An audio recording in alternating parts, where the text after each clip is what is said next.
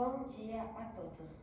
Inicia-se neste momento o culto mensal de gratidão do mês de dezembro de 2022do Jory Center Higashi Mikawa。ただいまより12月度感謝報告祭を始めさせていただきます。Entrada dos oficiantes. Sign news up.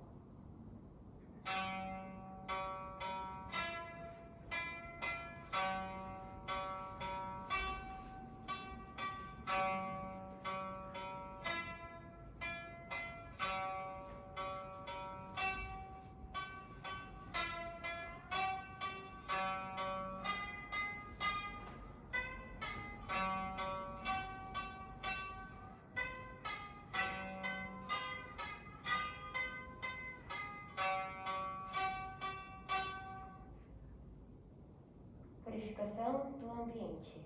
Shibatsu.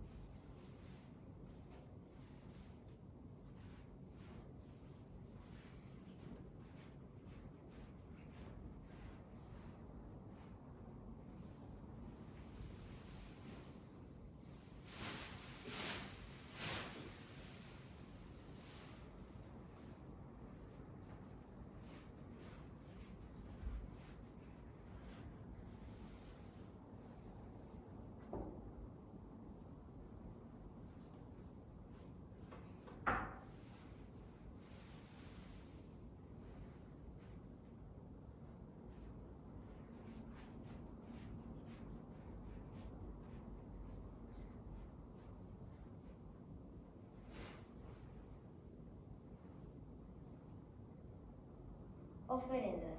Kensen.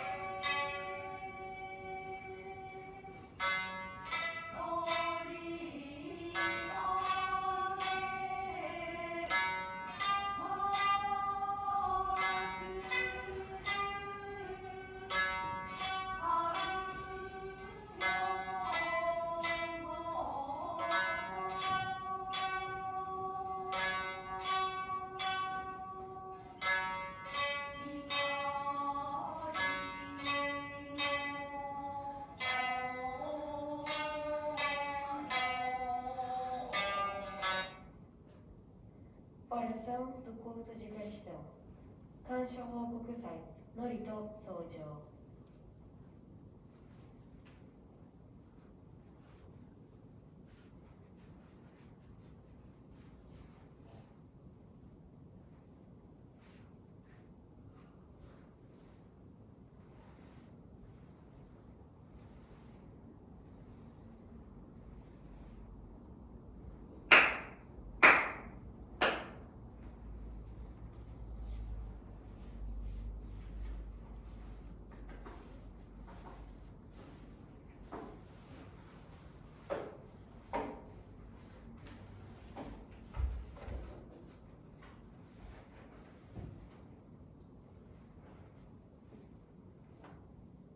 かけまくもあやに賢き、弥勒大神の渦の大前に、賢みも間を咲く。やそか日はあれどもしわす25日の今日を行く日のたる日と選び定めて、月並みの感謝の御祭りを真心を尽くして伝え祭ると、豆人たちはお前も所関まで参き集いて、宮代の三木海川山布草草の宮越物を捧げ祭り、杉西日々に賜りたる夜昼若たぬ見守りや見尽くしびのありがたさを心の底よりやり祭りて、豆人もろもろ信仰の初心感謝訪問の誠心に立ち返り、名主様に求めて人類救済地上天国建設のご信用に邁進しようという教団方針のもと、天国人を目指して祈りのある生活をご合言葉に、みんなで仲間を増やそうを実践課題として、見教えの学びと参拝条例奉仕の基本業を積み上げ積み重ね、救いの御業に勤しみ励み、我ら一同入れひもの一つ心に、気高く生かしき大いなる教えみ親の御心に応え参らせ祭らむと、心に固く誓い崩落を甘めで渦ないみそなわしまして、今ゆ行く先いやますますにくすしき絶えなる大御光を豊かに沢にかがふらしめたまい、知るき見知るしあらしめたまいて、世の守り日の守りに守らせ導き咲き生えたまえと、かしこみも仰ぎ恋のみ松楽と申す。ことは来ても咲くこの度のウクライナをはじめとする世界各地における紛争や相次ぐ自然災害、また新型コロナウイルス感染症に加えて、世界的な経済不安も重なり、良品相の災いは尊き人間の生命や生活治安、さらには明日への希望を脅かし、あまたの人々が悩み苦しむ姿は、まことにいたわしきことなもある。彼、大神の深き御計りのまにまに、くすしき絶えなる大神光を、豊かに沢にかがぐらしめたまい。諸人がひとちやきと待ち望む。地上天国を迎え取らせたまえと、合わせねぎ松楽と申す。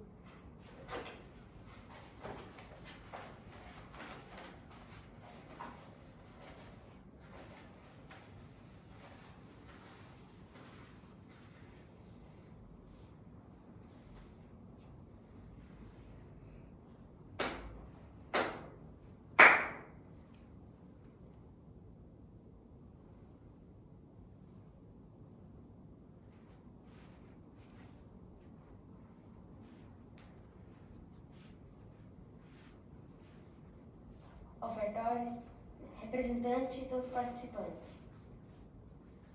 Ofertório de gratidão pelo chefe do cerimonial. Tamago-se, Walter.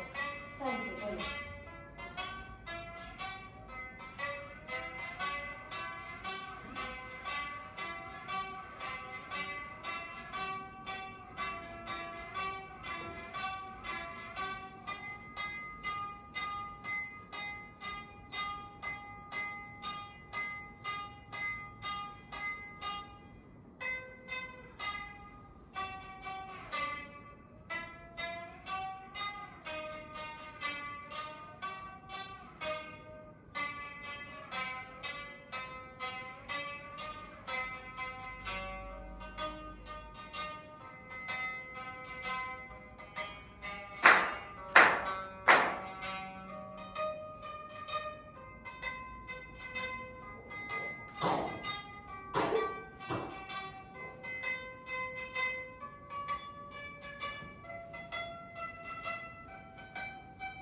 Representante dos participantes. Senhor Gabriel Tetsuo Taniguchi. Sanpai Cha Daigo. Taniguchi Gabriel Tetsuo Dono.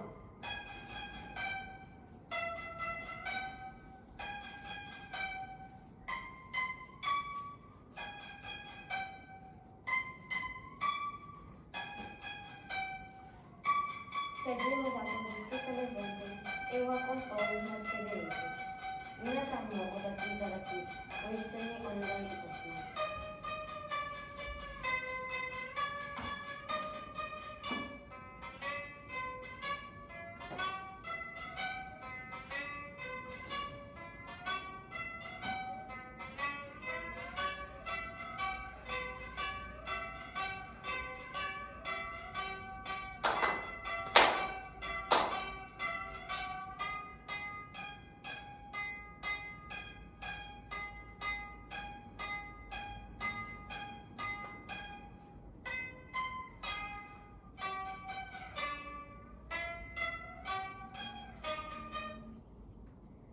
Oração a Matsunorito e oração messiânica.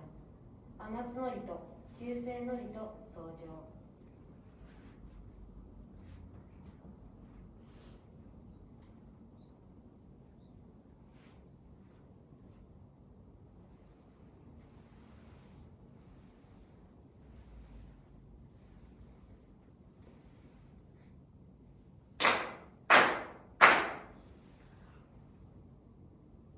Taka Amaharaにかむずまります。かむろみかむろみのみこともちて、すめみおやかむいざなぎのみこと、つくしのひむかのたちあなのおどのあわぎはら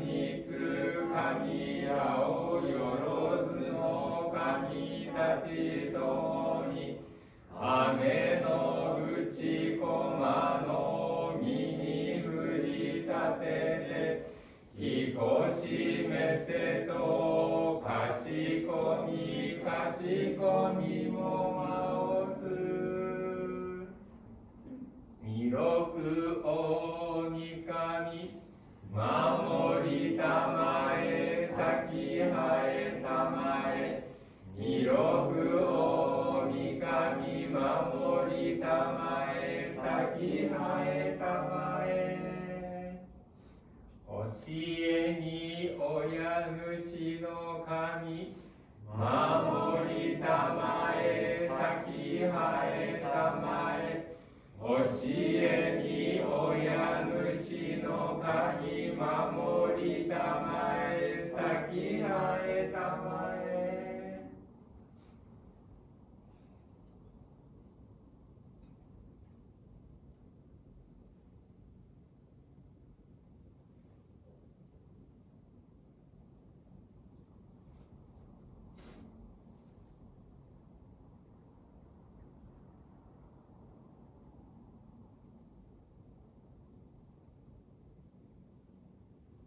かんながらたまち生えませ、かんながらたまち生えませ。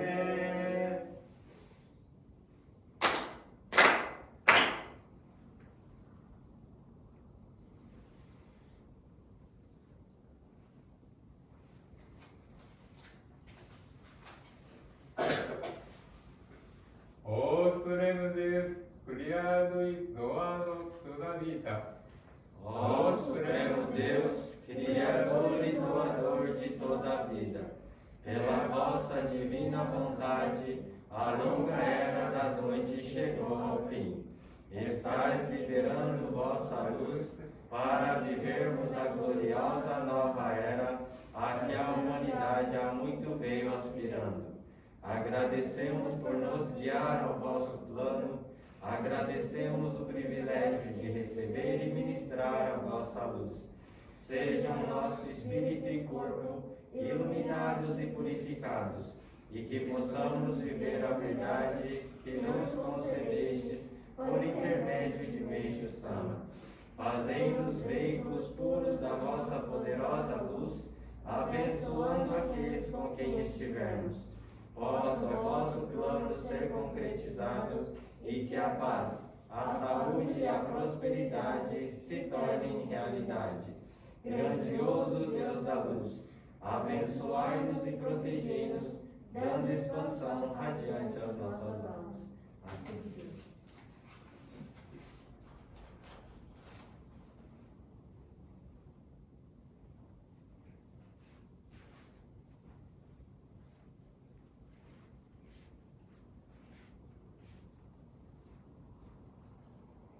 Salmo, ご参加保証。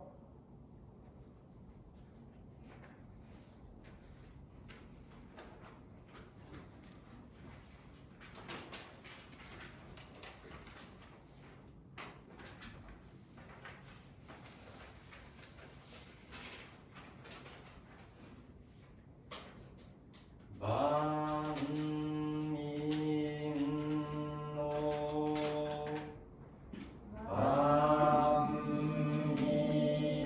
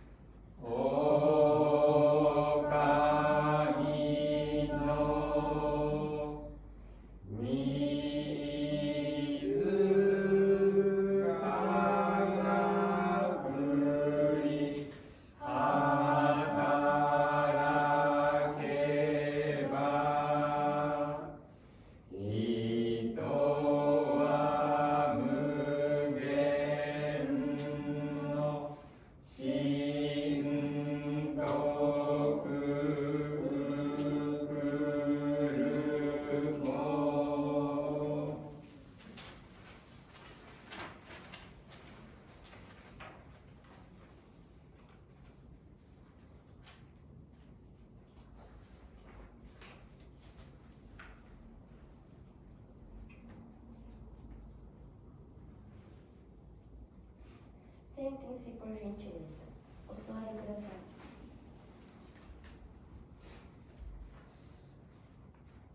Leitura do ensinamento de Meishu Sama. Nyoshie Haidoku.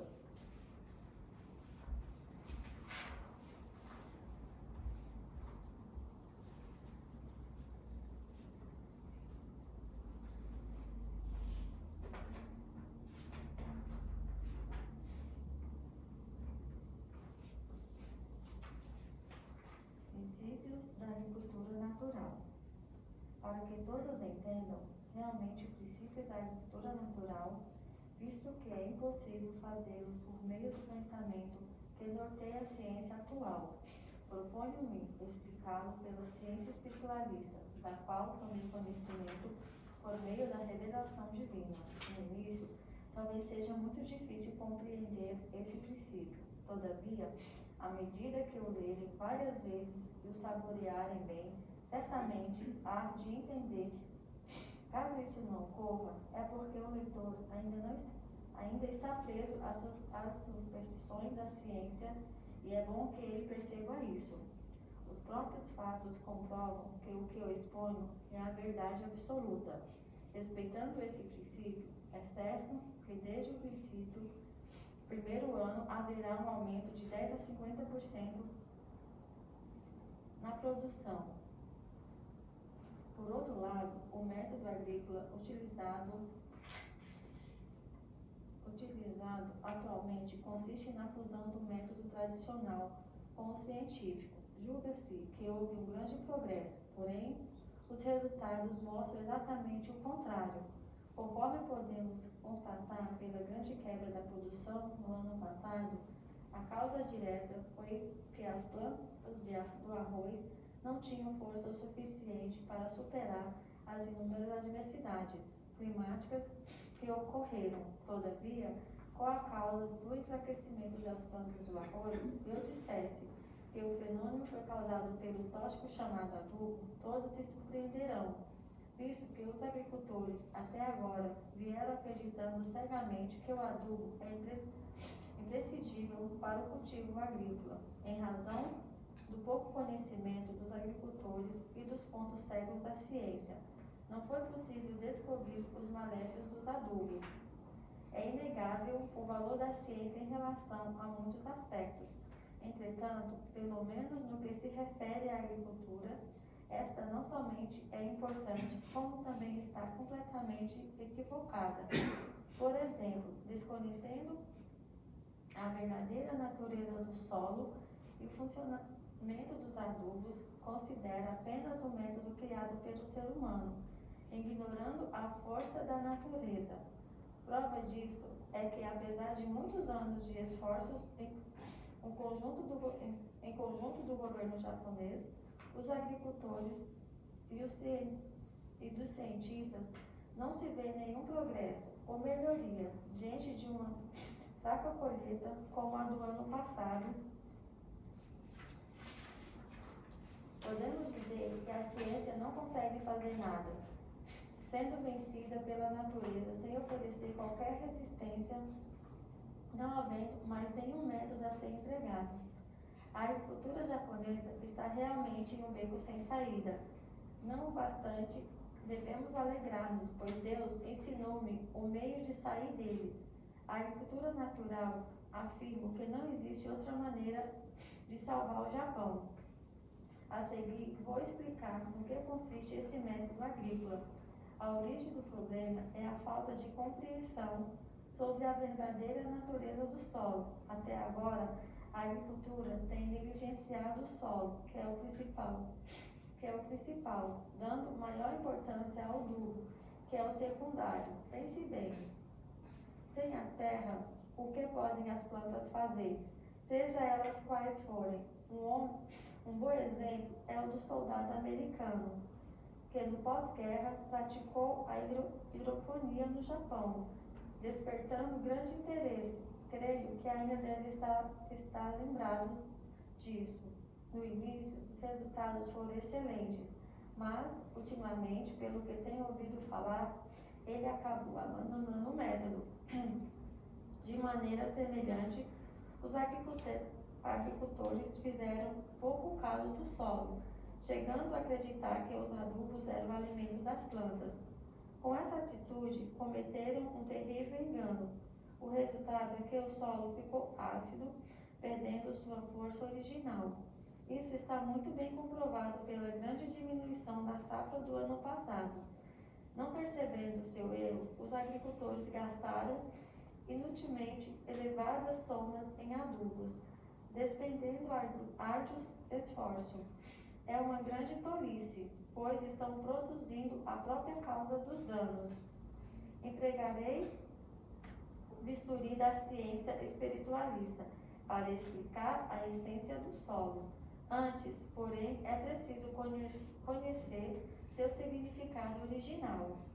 Deus, Criador do universo, assim que fez o ser humano, criou o solo, a fim de que ele produzisse alimentos suficiente para nutri-lo. Basta semear que a terra, que a semente germinará, e o caule, as folhas, as flores e os frutos se desenvolverão, proporcionando-nos fartas colheitas do outono. Assim, o solo que produz o arroz é um excelente especialista, ao qual deveríamos dar preferência, obviamente, já que se trata da força da natureza. A pesquisa sobre essa força deveria ser o foco da ciência. Entretanto, esta se enganou, dependeu mais do poder humano do que da força da natureza. O que é a força da natureza? Trata-se da função dos elementos fogo, água e terra, originados, respectivamente, do Sol, Lua e Terra, resultado na incógnita X. O centro da Terra, como todos sabem, é uma massa de fogo, a qual é a fonte geradora do calor do solo. A essência desse calor atravessa a crosta terrestre e preenche o espaço até a atmosfera. Nessa essência existem duas partes, a espiritual e a material. A parte material é conhecida pela ciência como nitrogênio, mas a parte espiritual ainda não foi descoberta por ela. Paralelamente, a essência emanada do Sol é o elemento fogo, que também possui uma parte espiritual e uma parte material. Esta última é a luz e o calor, mas a outra também ainda não foi detectada pela ciência. A essência emanada da Lua é o elemento água, que sua parte material é construída por todas as formas em que a água se apresenta. A parte espiritual, da mesma forma, ainda é desconhecida. O produto da união desses três elementos espirituais, ainda não detectados, constitui a incógnita X, por meio da qual todas as coisas existentes no universo nascem e crescem. Essa incógnita é semelhante ao nada, mas é a origem da força vital de todas as coisas. Consequentemente, o desenvolvimento dos produtos agrícolas também se deve a essa força. Por esse motivo, podemos dizer que ele é o adubo infinito. Assim, reconhecendo-se essa verdade, amando e respeitando o solo, a capacidade deste se fortalece espantosamente. Este é o método agrícola verdadeiro e não existe outro. Portanto, praticando este método, o problema da agricultura será solucionado pela raiz.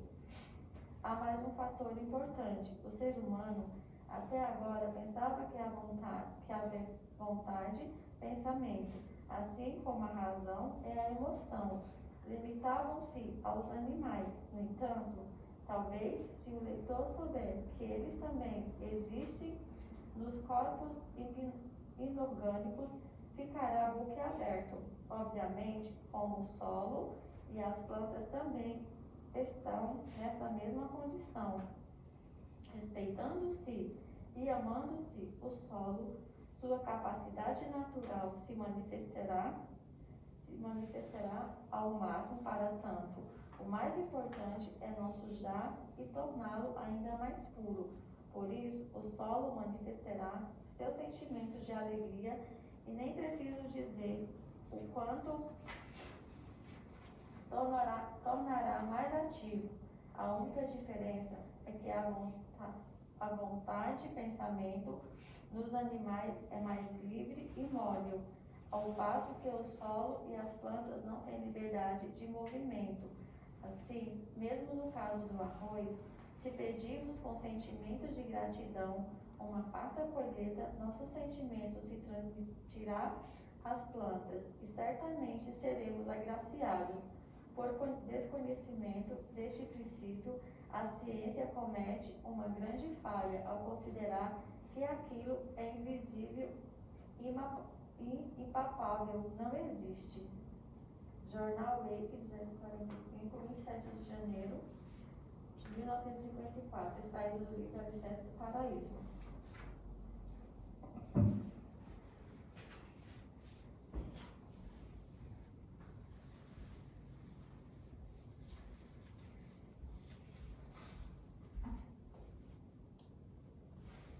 Retiradas os oficiantes. Saem Taizá.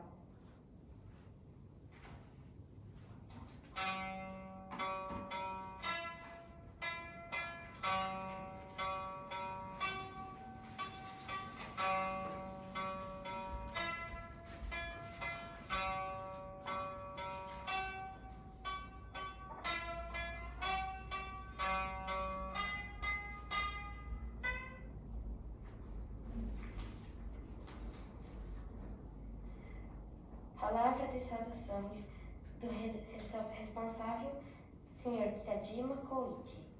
Kitajimaさんからのご挨拶。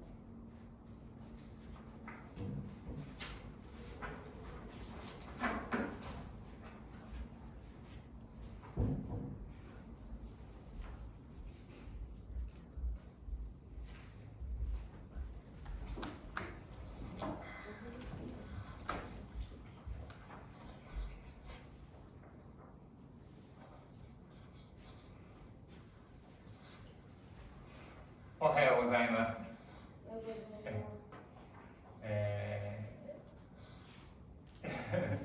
今月は、コロナ感染の、防止ということで、一部の人だけで、監視祭をさせていただきました。申し訳ありません。また来年みんなで集まりましょう。今月もまた、通訳を、していただきます。今日はルシバードさんにポルトガル語で、読んでいただきますのでお願いいたします。で、それでは、始めさせていただきます。ボンジアボンジアトードス。ボンジア。もうここまでしか言えませんけど、皆さんおはようございます。そしてお元気ですか？12月の感謝報告祭おめでとうございます。常日頃参拝、条例、奉仕の基本業にお励みいただきありがとうございます。今月の感謝報告祭は新型コロナ感染症の拡大に伴って愛知県が発令しました医療逼迫防止緊急アピールに基づく感染拡大の抑制を受けて東三河条例センターとして再度基本的感染防止対策の徹底を図らせていただきました。これによって多くの皆様には今年最後の東三河条例センター感謝報告祭をご自宅にてご参拝となってしまいましたことをお詫びいたします。さて、先日12月23日は明様がお生まれになって140年を迎えました。明様がお生まれになったのは明治15年、西暦1882年です。そして今日はイエス・キリストが、2022年前にお生まれになった日であります。一説にはその4年前だとも言われているようでもあります。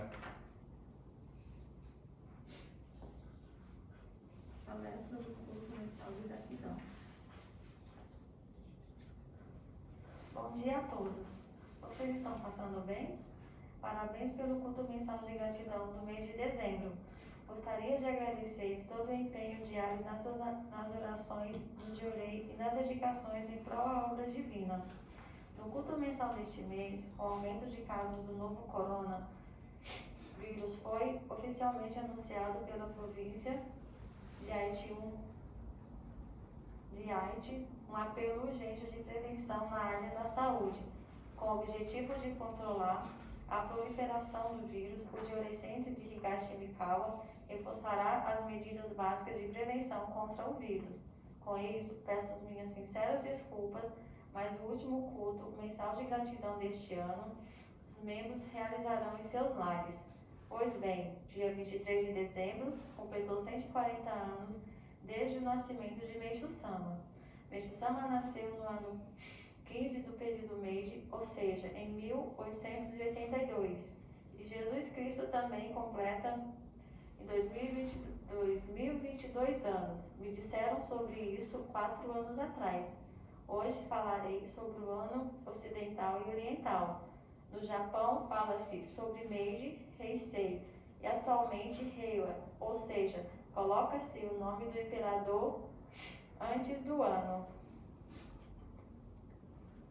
今日は、和暦と西暦についてお話しします。日本ではよく明治とか平成や最近は令和と年数の前に元号をつけます。これは日本独特の記念法であります。明治、大正、昭和、平成、令和と続き、これらは和暦と称します。ちなみに私は昭和の生まれですし、司会の人は平成生まれです。この日本固有の記念法は飛鳥時代の皇徳天皇によって西暦645年に制定された大化がその始まりであり、以来15世紀にわたって248の元号が使われ続けています。明治以降は元号は天皇の即位中は改元しないことを定めた一世一元の御事のりにより慶応4年を改めて明治元年とするとともに天皇一代に元号一つとなりました。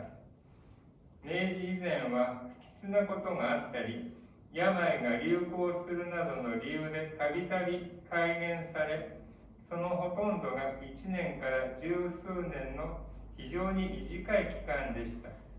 持続しませんでした。逆に新天皇が即位し改元しなかったり、日を置いて改元した場合も少なくありませんでした。Essas peculiaridades do Japão em relação ao calendário como Meiji, Taisho, Showa, Heisei, Heiwa, etc. são chamadas de Wareki. A propósito, eu sou nascido no período Showa. A pessoa que está fazendo a locução é nascida no período Heisei. Esse calendário tradicional do Japão iniciou durante a era Asuka,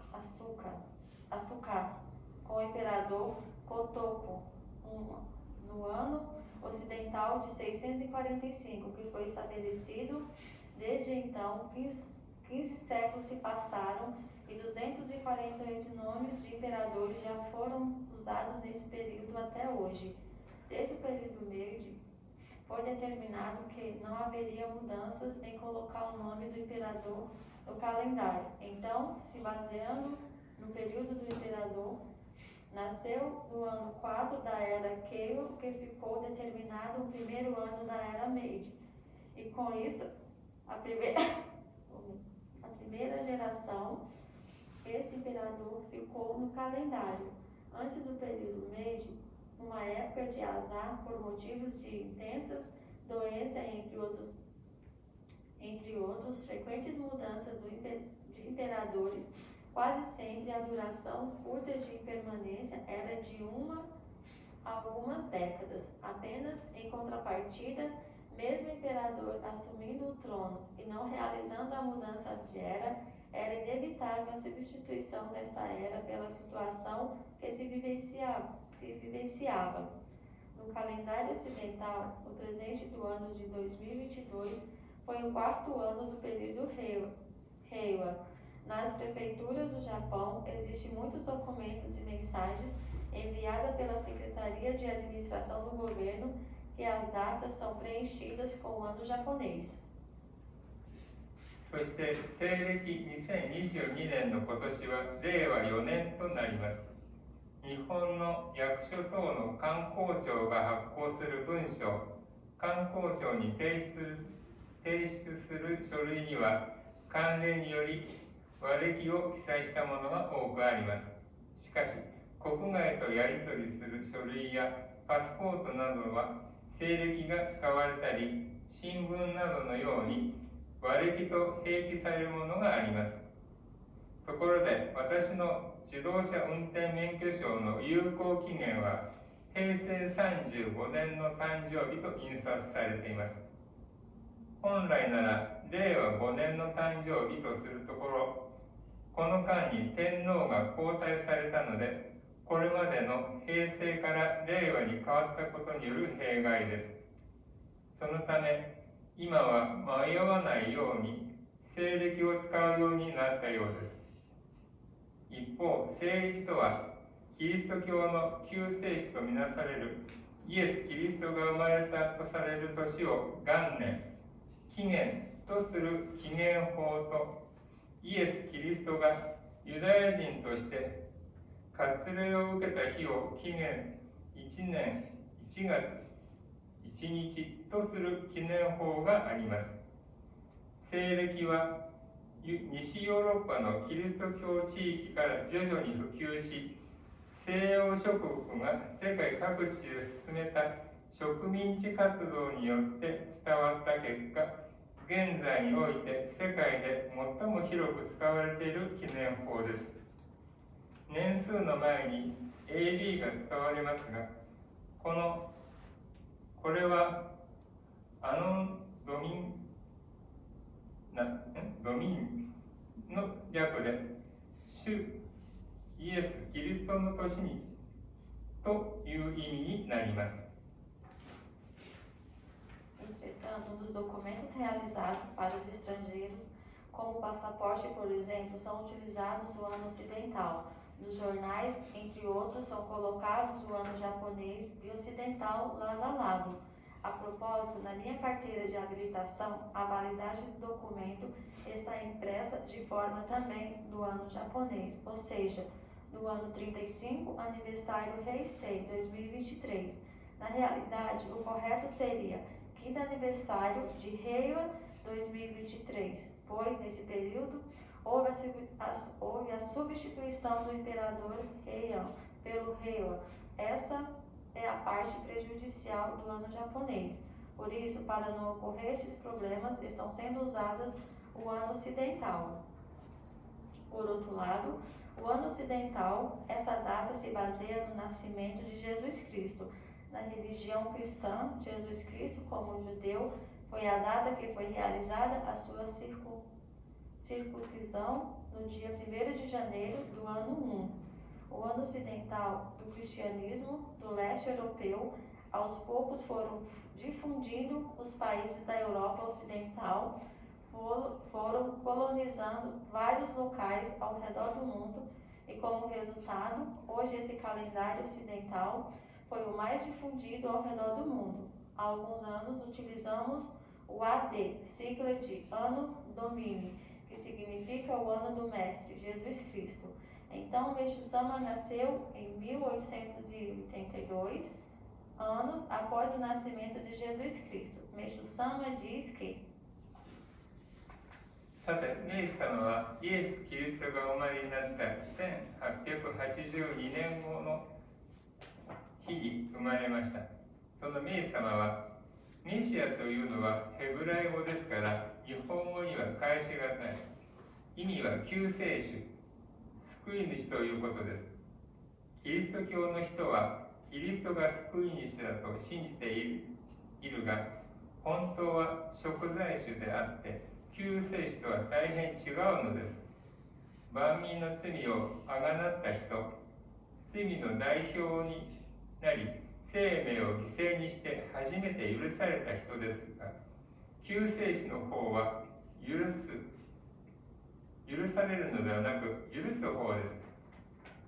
これは昭和23年9月28日のお話です。と見教えをくださいました。また、観音は救い主であられる。罪は許すお方である。祖先の罪汚れにより、聖霊の曇りを払拭するということは、その罪汚れを許すことである。これが根本的な治療法であるから、再発の憂いがないのである。ますます健康になっていくのは少しも不思議ではないのである。このように聖霊の曇りを清められるということは、遡れば祖先の罪が許されるということになるから、地獄界に苦しんでいた祖霊たちが向上して天国へ救われることになるのである。その信仰の徳は予測できないほどの広大無辺なものである。これは病気の原因とその解消という霊様の見教えの昭和10年9月15日に、発表されたものです。A palavra Messias, advinda do hebraico, é um pouco difícil de se explicar em japonês. Seu significado é Salvador, a pessoa que salva. Para os cristãos. Jesus Cristo é o Salvador, mas Redentor e Salvador são palavras totalmente diferentes. Aquele redimiu o pecado de toda a humanidade. Foi a pessoa que sacrificou sua vida, assumindo os pecados das pessoas, mas Salvador é a pessoa que perdoa e não que é perdoada. Palestra 28 de setembro de 1948. Essa é a definição escrita nos ensinamentos. Em outro ensinamento diz o seguinte: Canon é o nosso Salvador, quem perdoará os pecados, o que perdoará e erradicará os crimes e pecados dos antepassados e das nuvens espirituais. Essa é a origem do tratamento verdadeiro. Para eliminar a infelicidade não é nem um pouco estranho conseguir adquirir gradativamente saúde com tal tratamento. Isso quer dizer que, eliminando dessa forma as nuvens espirituais, os pecados dos antepassados são perdoados. Então, os antepassados que estavam sofrendo no mundo inferior recebem a elevação e são salvos no paraíso. Essa virtude da fé é algo tão ilimitado que é impossível prever. Causa da doença e sua eliminação, 15 de setembro de 1935. Ainda, desde o início, o lema da Igreja Messiânica é um mundo sem doença, pobreza e conflito, ou seja, a construção do paraíso terrestre. A profecia de Jesus Cristo, o paraíso está próximo, e as palavras de Sakyamuni são sobre a vida do mundo de Miroku após a destruição da lei búdica. Ambos santos dizem que o paraíso e o mundo de Miroku estão por vir, mas não falam que eles próprios iriam construir. Entretanto, eu, Meixo-sama, digo que irei construir este paraíso, ou seja, que concretizarei essas duas grandes profecias mencionadas anteriormente. そもそも根拠のモットーとするところは、病貧相絶後の世界、すなわち地上天国を作るにあって、かのキリストの予言である天国は近づけりということも、釈尊のいわゆる仏滅後の弥勒の世が来るということの両聖者の言は、天国も弥勒の世もご自身が作るとは言われなかった。しかし私自身天国を作ると宣言するのである。いわば右の二大予言を私によって実現されたわけである。これはハワイ日刊紙ヘラルド紙への寄せ書き昭和26年1月24日に明様が発表されたのです。と見教えくださいました。祝詞にもあるがごとく、観世音菩薩、光明如来、メシア、弥勒神等も、御内は異なれど、同一のご神霊である以上、根本は変わるものではない。いわば時期に応じてご神霊の活動範囲拡充するのであるから、ご神体もお守りもある時期まではそのままで差し支えない。今一つは、観世音菩薩は善悪無差別的の救済だったが、いよいよ地上天国が目前に来た。今日ここに善悪を立て分け、善を育て悪を滅しなければならないことになった。いわゆる悪のとどめである。したがって救いの力も決定的でなくてはならない。その力こそメシアの振るわれる大神力である。これは世界救世教の誕生について開教の字、昭和25年2月4日に明様が見教えくださったものです。Jornal Diário do Havaí, escrito em conjunto com Herald, 24 de janeiro de 1951.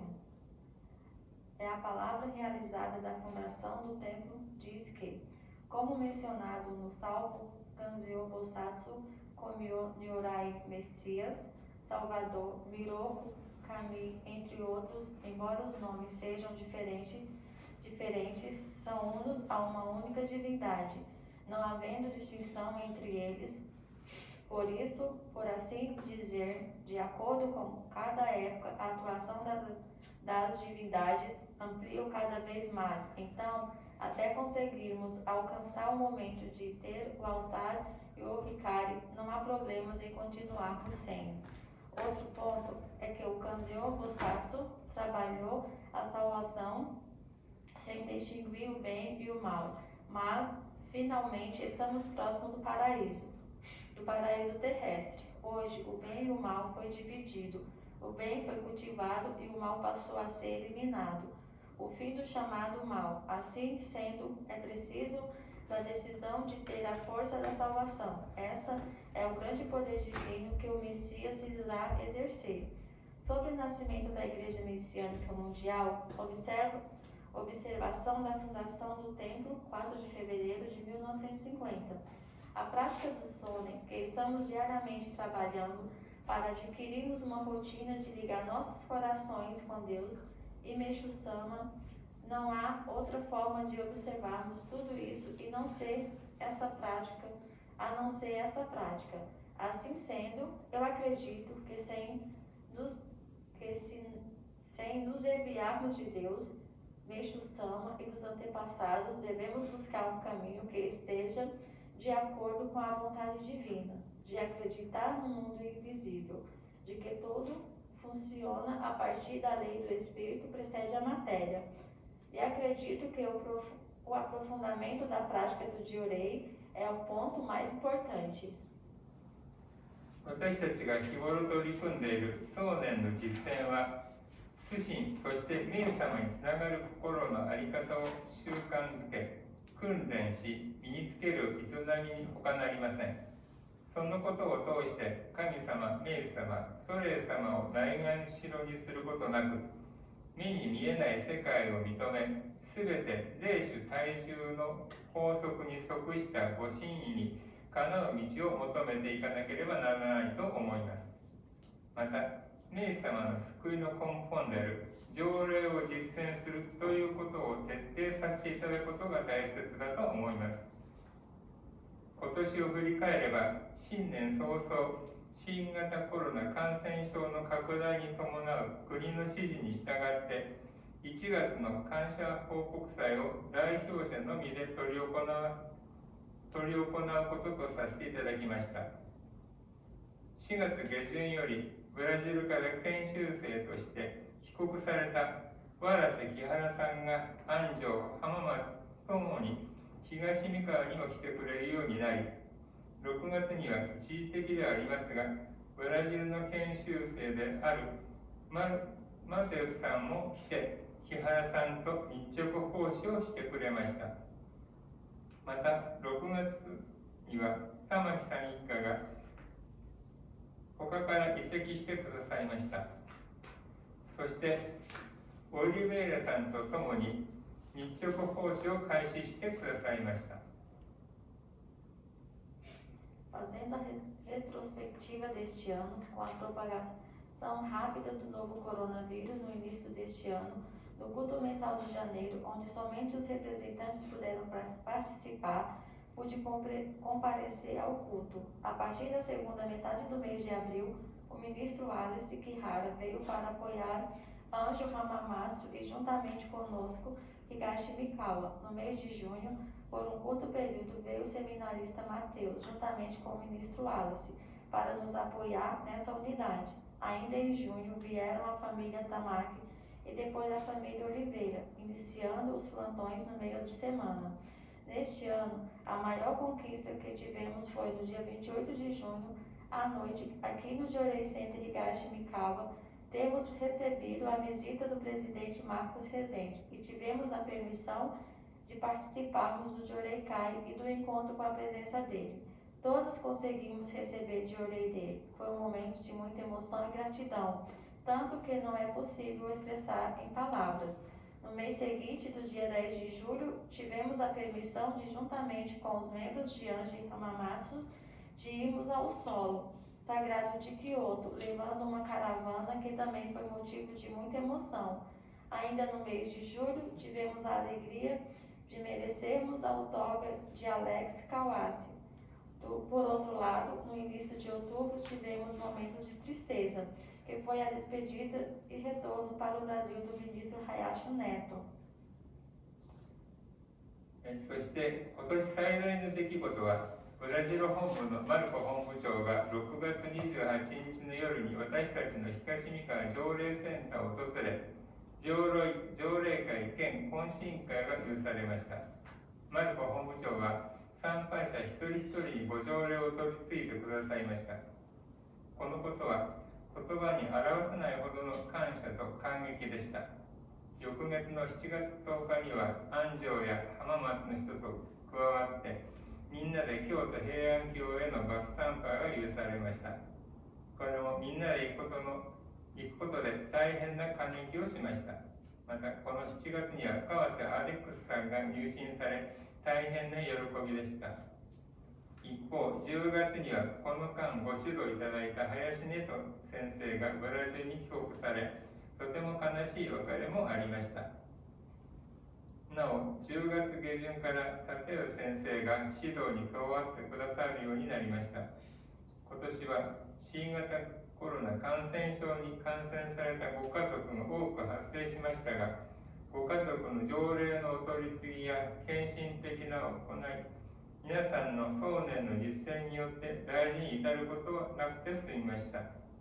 そしてこのご守護に感謝です。今年の私たちのスローガンは、みんなで仲間を増やそうでした。Durante sua dedicação aqui, tivemos a permissão de receber suas orientações. Além disso, na segunda metade de outubro, merecemos o ministro Tadeu como orientador. Este ano, muitas famílias contraíram o novo coronavírus. Entretanto, graças à troca de Jorei e à devoção das famílias através da prática do Sonen, de todos conseguimos ultrapassar sem grandes problemas. Sinto muita gratidão por essa proteção recebida. Este ano seguimos a diretriz de vamos todos aumentar os amigos. Analisando o ano de 2022, com as reuniões do Jorei Kai e com os cultos mensais de gratidão, merecemos trazer muitos amigos que vieram de longe. Conseguimos realizar muitos estudos online de ensinamentos e acredito que essa foi a retrospectiva para este ano.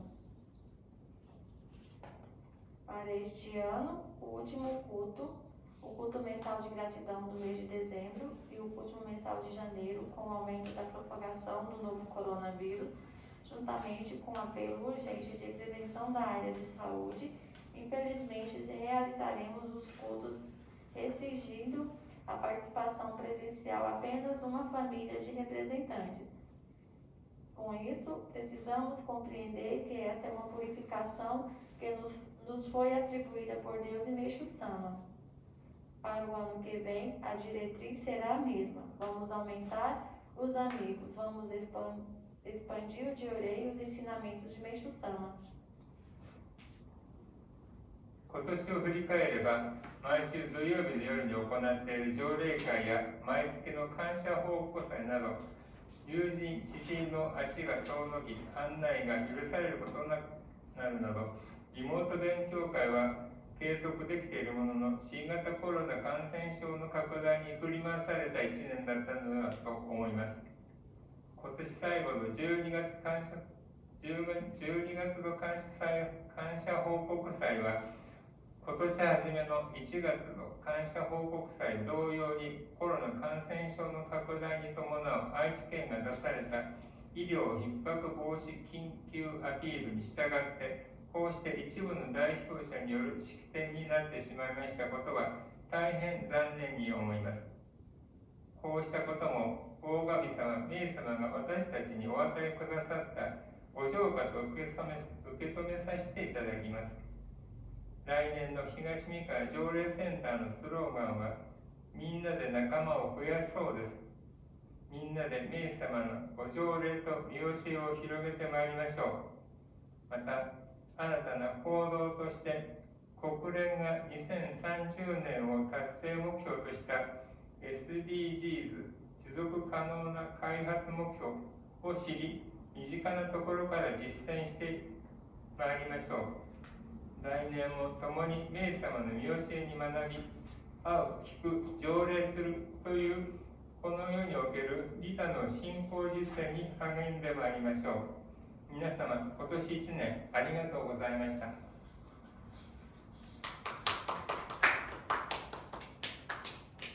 Com uma nova prática, vamos incluir o SDG, Objetivo de Desenvolvimento Sustentável, objetivo a ser integrado até 2030 pelas Nações Unidas. Ano que vem, unos aos ensinamentos de Meixo Sama, encontrar, escutar e Diorei, vamos zelar pela prática da fé altruísta em prol da humanidade. Muito obrigada a todos por esse ano.